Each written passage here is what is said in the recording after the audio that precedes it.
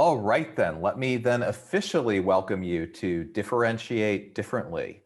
In this webinar, you're going to learn how, and very importantly, when to focus on differentiation. Further to that, you're going to learn how to identify and compete with your real competition in that particular competitive moment. And it's not always who you think. It's not always your direct competitors. And that's really important to recognize. So what you're going to learn today is how, and especially when, to differentiate from competition, how to identify your real competition, and a framework that will help you understand in the life cycle of your business whether it is the time to focus on competing with direct competitors or with other alternatives people have to your product or service. Now, all of this starts with gaining your prospect, your potential customer's attention. And here's the tricky thing about that. The tricky thing about gaining attention is, by default, people's attention does not belong to us. It really belongs to themselves. So the secret of human attention that you have to understand before we can do any of this is, one, there just isn't much of it available for you. Other human beings in the world just don't have that much attention available for you and your product or service. And by default, what attention they do have available isn't on you. It's not focused on you, because every single person in the world has a little voice running in their head that says, wow, people are so selfish. They really ought to think less about themselves so they can think more about me. You know, we all have that voice. And that voice leads other people, your prospects, to not have that much attention available for you. And it leads you, because we're also each the center of our own universe, to vastly overestimate how much attention other people have for you. They will just never care as much about your product or service than you do. And we don't need them to. But what we do need to do is get a hold of and make very good use of that first 10 seconds of attention to secure the next 30 seconds of attention, to get people to the conversation, to get people to the demo, and ultimately get them to the sale. So how do we do that? How do we not waste their time and attention? So it starts with really compressing down what it is you need to say. It's not, in a sales cycle, always time to talk about yourself. It's very often time to listen and understand what the prospect needs. But you do have to have a short, sharp, clear description of your business and its value. And most of us in tech, look, I was 20 years in tech marketing roles. I was a vice president at Oracle. I was a CMO of a couple of companies. I can call us out on this. We in tech bore our customers to death. We go blah, blah, blah, blah, blah. We're trying to get them to a fairly simple conclusion, which is they need our stuff, but we bury them, excuse me, we bury them in detail. Now, what's the cure for that? Well, I have worked for the past 20 years with a process and a structure that I call the message matrix. And it's nothing more or less than a disciplined structure for boiling your unique value down, compressing it to its neutron star essence into a set of very simple messages that sell. It is, to be very clear, a lossy compression scheme. You're going to throw out, or at least defer, a lot of information about your product or service in order to get to that short, sharp, clear pitch.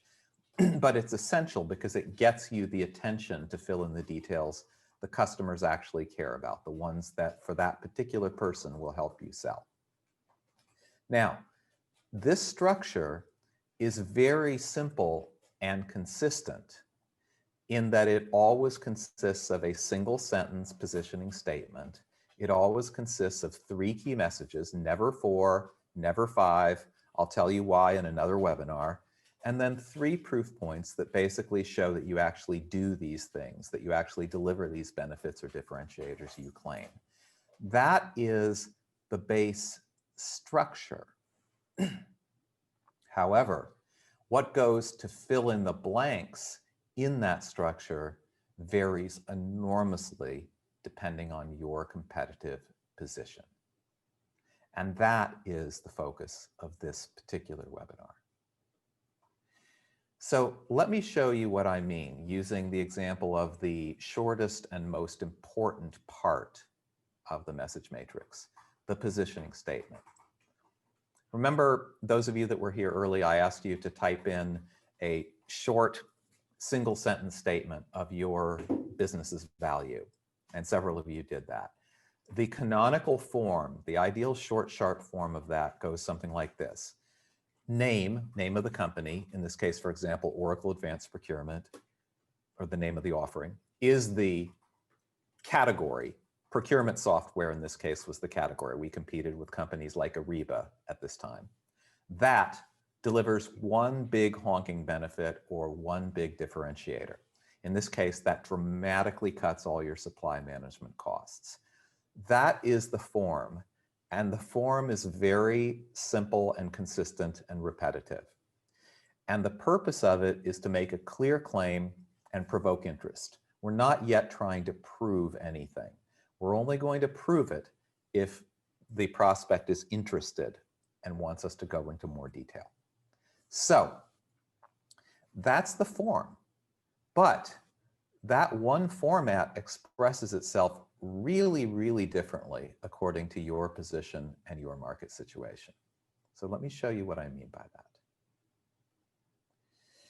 Because we're here to talk about differentiation, but a huge part of doing differentiation correctly is not doing it too soon, not doing what I call premature differentiation. Because here's the funny thing, being different isn't always better. I'll say that again because it's so critically important. Being different isn't always better. There are times where you need to focus on what makes you different from everybody else in your category. But there are also times, excuse me, when you need to explain to a customer that may be less educated what the benefits of your category are, period. Why they would want anyone. Because here's the trick. Whatever it is you're selling, they can't want yours until they first want one. So let's dig into this a little bit.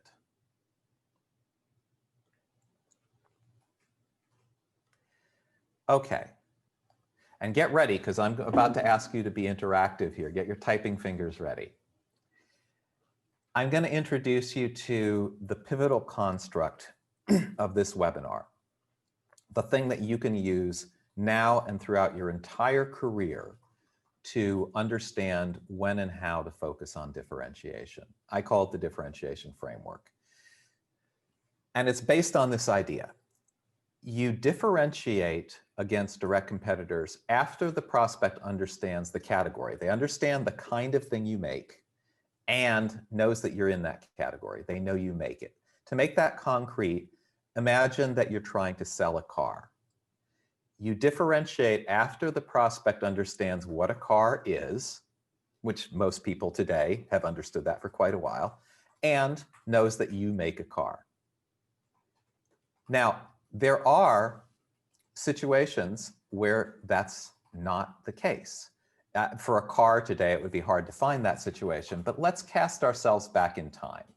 Here's the interaction. Here's the role play. Get your typing fingers ready. I will make you type now. Imagine that it's, say, 100, 120 years ago, and I'm Henry Ford. And imagine for this role play that you're not a tech person. You are 100 years ago or so, you're a farmer. And I, Henry Ford, am showing you the first automobile, the first car that you have ever seen. And I'm standing beside your horse barn trying to sell it to you. Now, here's my pitch that you need to react to in the chat. Hi, I'm Henry Ford, and you should buy my automobile because It has the most efficient carburetor of any automobile. It's way better than a Chevrolet. Okay, please type your response to that. That's my pitch. Please type your reaction.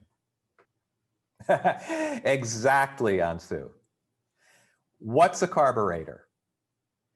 And that is likely to be, I don't understand that exactly, Niranjan.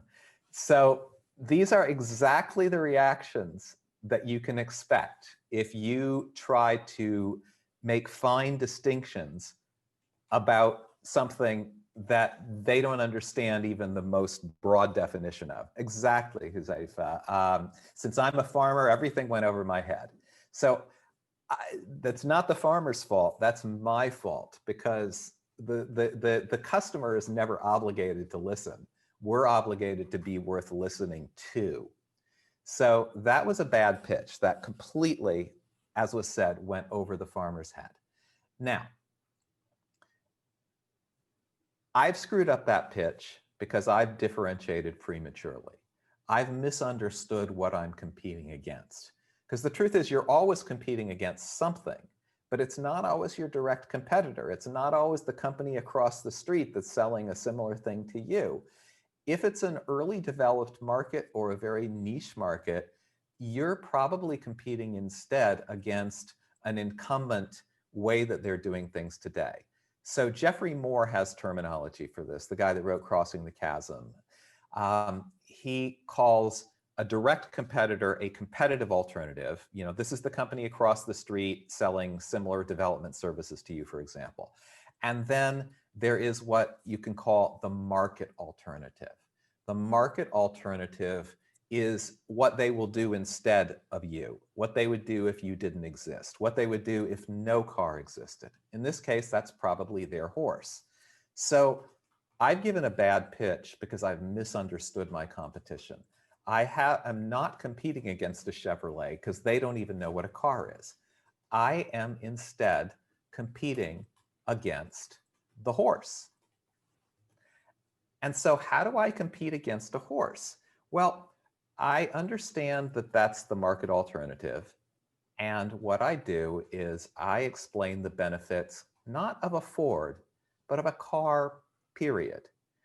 Okay, so yes, your horse is very pretty, it's very nice, but you'd like to get your cheese to market faster. And my automobile, maybe I'll call it a horseless carriage to make it easier for you to understand, will do that. It'll get to market faster and you don't have to scoop up after it. So what I should be doing is I should not be selling a Ford. I should not be selling my brand primarily at that point. I should be selling the idea of a car.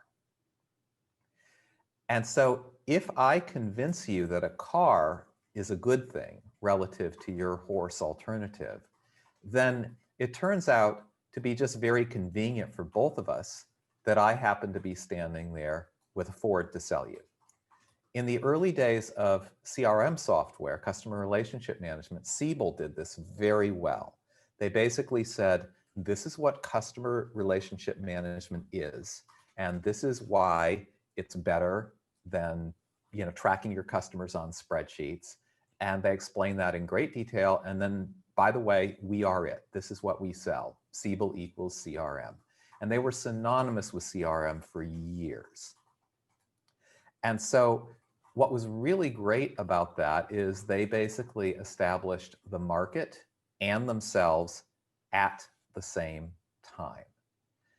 So by saying this is what a car is and this is what a car does, they were then able to sell a whole lot of software, and they basically owned that market until much later Salesforce, in a much more direct competitive alternative situation, said, yeah, well, we do that, but it's better because it's in the cloud and it's no software.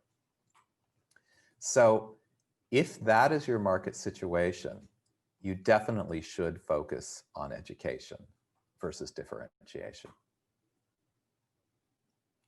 Now, that is not the only market situation that can occur. You may also find yourself in a market, say, like Hyundai coming into the United States car market in the 1980s. So what did they have to do? Well, they didn't have to explain to people what a car was, because by then everybody knew in the US what a car was. What they had to do was basically let people know they existed. They needed to gain consideration. They didn't need to get every customer, but they needed enough awareness that people knew they made a car. You know, it was basically, the pitch amounted to, hi, we're Hyundai, and you should stop off and see us on the way to buy a Toyota. You should stop at our lot. And if they get some non-zero people, you know, number of people to come in, if they get some traffic, then they can differentiate at the lot a little later in the sales process and say, well, our car is cheaper, or we put a 10-year warranty on our car. So there are markets where they're well established, the need is well established, people are shopping for it, there's a good flow of business, and your main job is just to divert a little bit of that river to you. It's just gaining consideration. Ultimately, you will still have to differentiate about why you, but in that kind of situation, your first job is actually to let people know you exist in that category. All right, so now let's get to the ultimate prize, I guess I should say, high vendor awareness. This is the situation where everybody already knows what a car is, and everybody already knows that you make a good car, that you are either a leader or a strong and credible contender in the car market. In that case, you have a different job to do. In that case, you're very directly going against your next door neighbor, your competition. It's, why would I want Mercedes versus any other car? Why would I want Tesla versus any other car? Now, it's wonderful if you're in this situation, because even though cars might be 95 or 99% the same, you can focus just on the point of difference. Mercedes, for example, put an ad in the New Yorker magazine, 10 years ago or so, that just showed a picture of a brake assembly, nothing else. And it just talked about the unique safety features of that brake assembly and other unique safety features of a Mercedes. So why were they able to do that? Because people already knew the rest. They already knew what a car was and why they would want a car. And they already knew that Mercedes made good cars. So all Mercedes had to explain was why, another reason why you would want their car versus any other car. Now, here's the trick. It's a wonderful position to be in, that leadership situation. It is a terrible and destructive act of self-delusion if you act like you're in that situation when you are not. So if you're not an acknowledged leader or one of the top acknowledged leaders in your particular category, then do not start with this. You will ultimately always have to be prepared to call out your points of difference further down the sales cycle.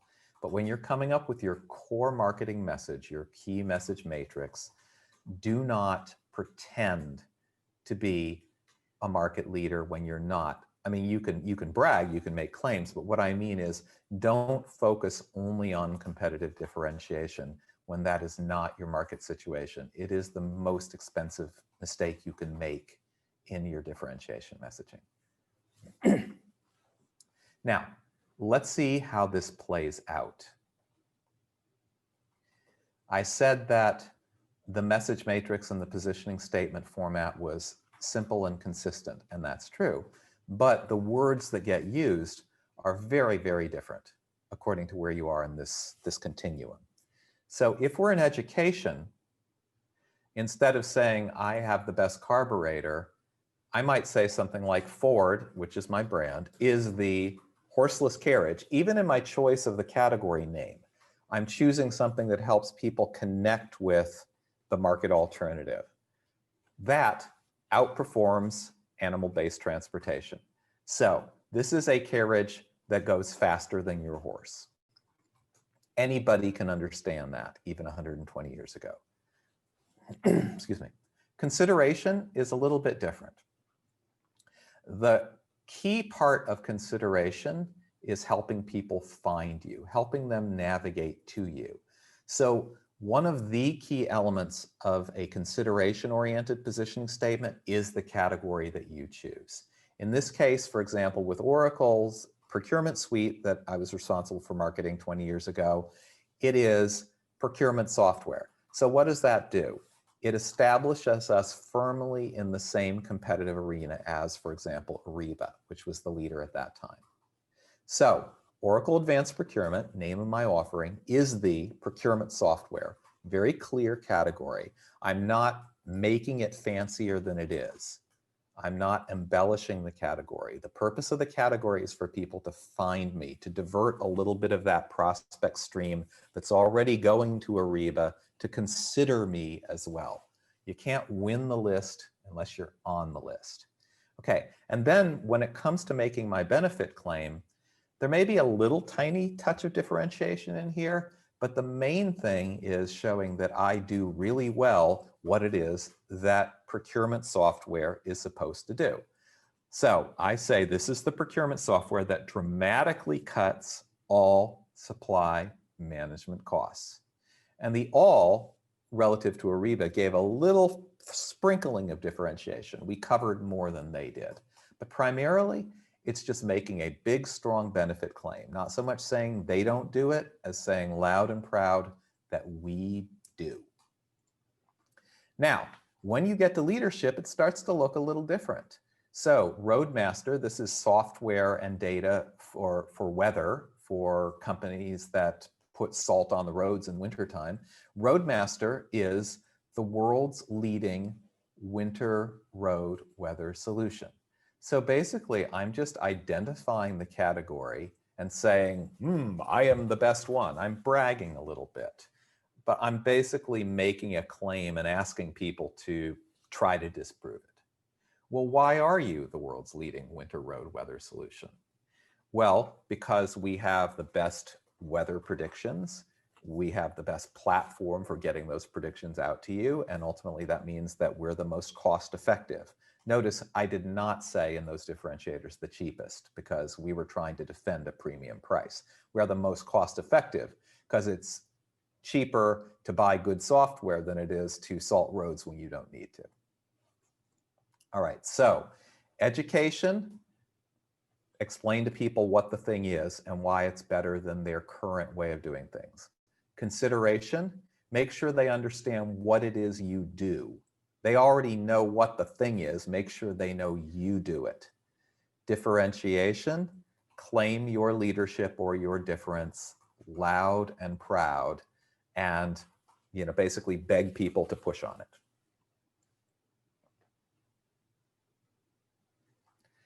Now, you may find yourself asking, okay, this model seems good, but how do I know which of these three buckets I fall in? And it's not completely black and white. This is a highly deliberately oversimplified model, but there are ways you can know, am I in phase 1? Am I in phase 2? Am I in phase 3? And you can ask yourself these questions. And if you come up with an answer where you think you're in phase 1, phase 2, or phase 3, education, consideration, or differentiation, go ahead and type it into the chat when you figure it out. So here are the questions. When you win, when you make a new sale, when you win a new customer, who are you replacing? Are you replacing a direct competitor, a competitor that you see repeatedly in deals, who's sort of like you? Or, excuse me, are you replacing a homegrown solution or an old way of doing things? If we take our car metaphor to the limit. Hi, Samir, I see that you raised your hand. If you have a question, go ahead and type it in the chat. If you replace a direct competitor, then you have a pretty good chance that you are in differentiation. You are similar, but there's some difference between the two of you that's caused you to be able to displace that incumbent. If you are replacing a homegrown solution or an old way of doing things, if you are a car replacing a horse, then you are most likely in education. And if it's a real mix, you may be in consideration. Now, since we're asking diagnostically what happens when you win, let's also ask ourselves, what happens when you lose? When you are in a sales cycle, excuse me, when you are in a sales cycle, you lose, are you losing to a direct competitor? Are you losing to the similar firm across the street? Or are you losing to a blank stare, as in, I have no idea what you just said. I like my horse.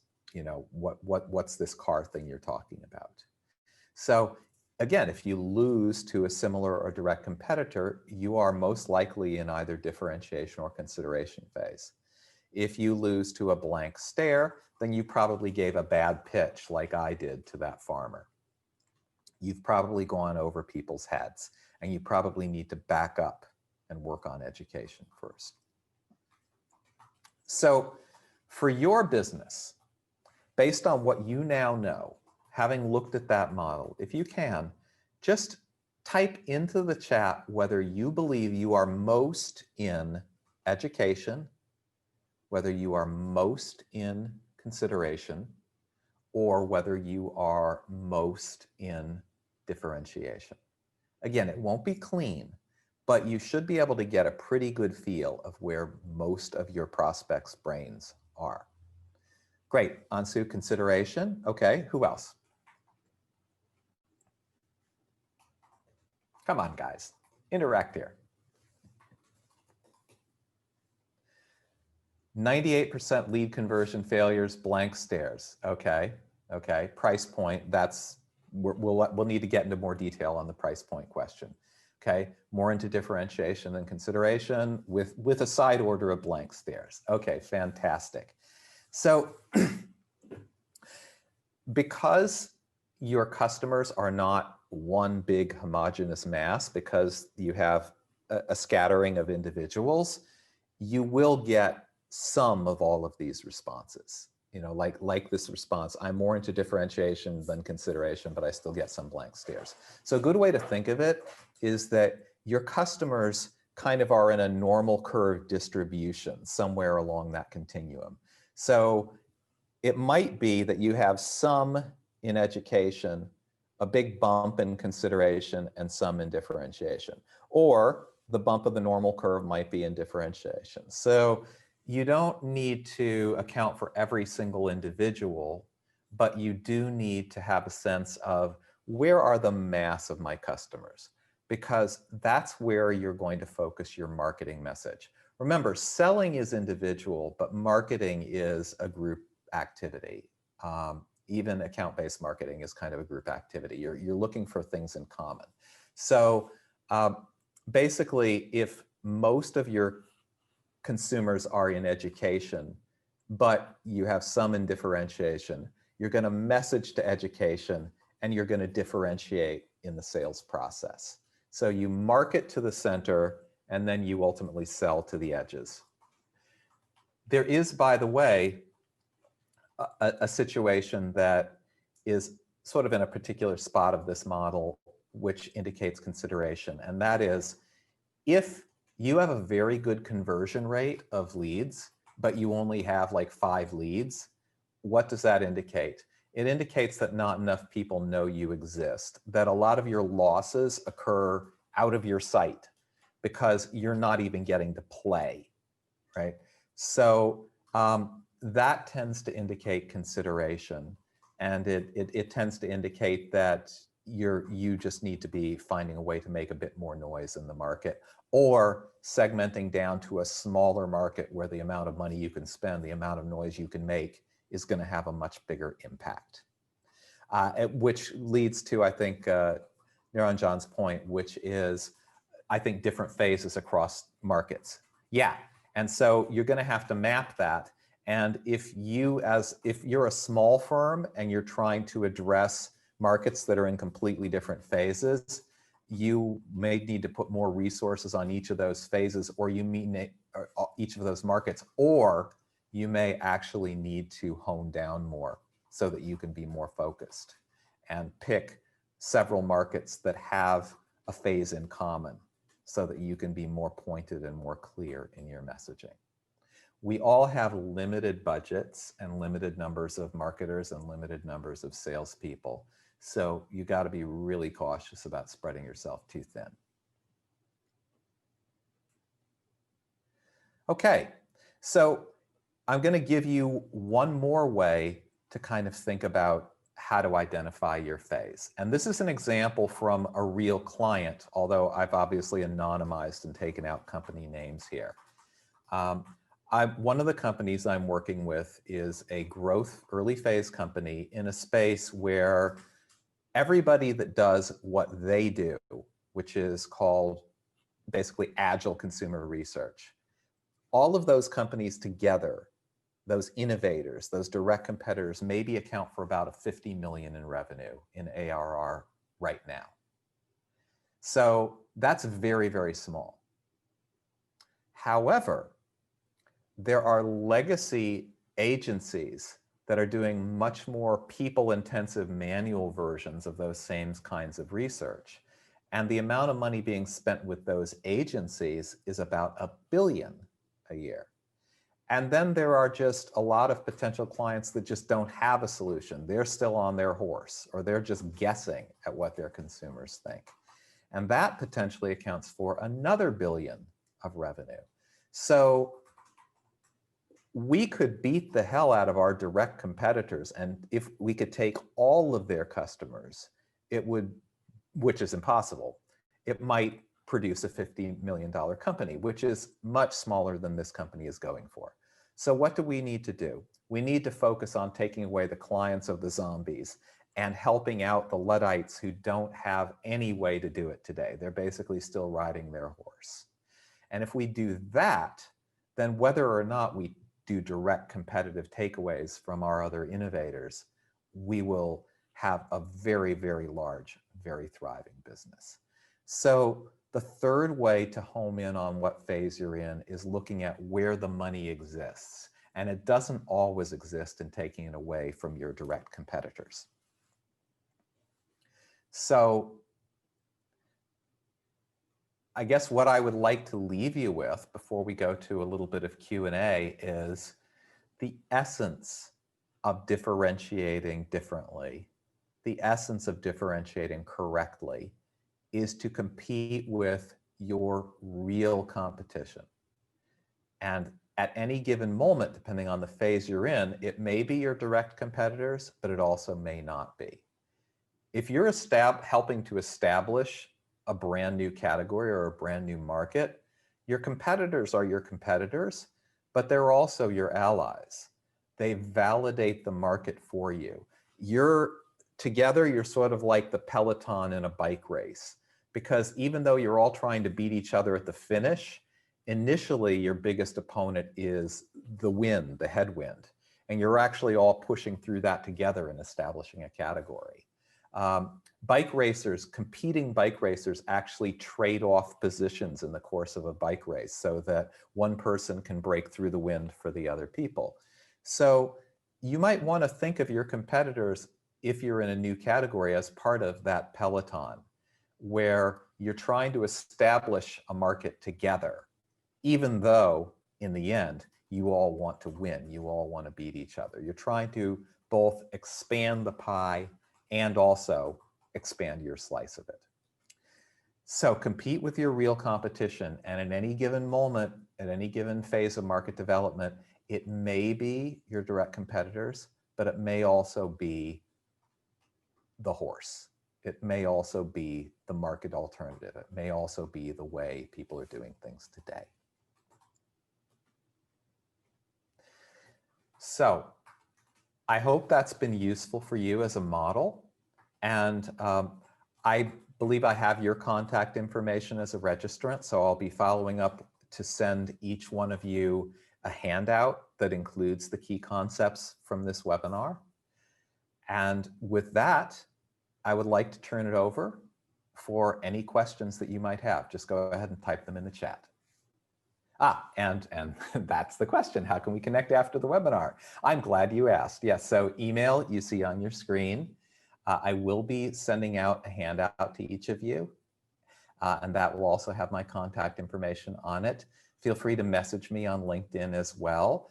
On YouTube, you can find a number of videos that I think you'll find useful, including the message makeover video, which is the longer version of my complete message matrix methodology, which you're very, very welcome to take and use.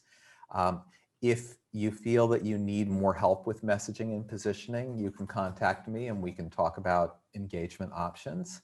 I have a real capacity constraint in terms of the number of companies I can work with at any given time, and I'm fairly booked, but I'm very happy to talk to you about it and give you some quick feedback if it doesn't make sense to do a full engagement. Okay. So the question I see here, since our company has a very high competition, I need help in how I can connect with people and get a high conversion rate. So there are, of course, a couple of aspects. First of all, at the top of the funnel, you have to have enough people coming in. And that can be a function of marketing spend, but it can also be a function of message clarity. You know, when you put out bait, how are people responding to it? And then conversion rate is very, you know, there's a lot of techniques around demand generation that we can touch on, you know, offline, or that I may be able to provide some resources for through message mechanics. But both initial response and conversion, people tend to think of them as functions of spend and Google AdWords, et cetera, and to some extent they are, but the real multiplier on that is message simplicity and clarity. So I would really recommend that you look at the message makeover video and construct at least a draft of your own key message matrix, short, sharp, and brief, and think very seriously about the particular submarkets in which you think you can compete most effectively, because the most common mistake, especially if you have smart resources that can do a lot of different things, is to go after every market. And that's just difficult and time wasting. You know, you'll just spread yourself too thin. So really think about where you can provide the most value. And even if you could serve 10 markets, try to pick the one or two where you really, really have the best shot, and message and focus your marketing effort toward those. Beyond that, yeah, get in touch with me and we can talk about some additional resources. All right, fantastic. I want to thank you all very much for spending the time with me. And I look forward to hearing from you about your particular situation, and I'll help if I can. And I think my answer to a question I see, I don't think my personal phone number is on the website, but email and LinkedIn is. And if you message me, I'll be happy to give you my phone number. All right, well, thank you all, and appreciate the kudos and the good responses. And I look forward to seeing you in a future webinar or being in touch with you one-on-one. Have a good evening. Bye.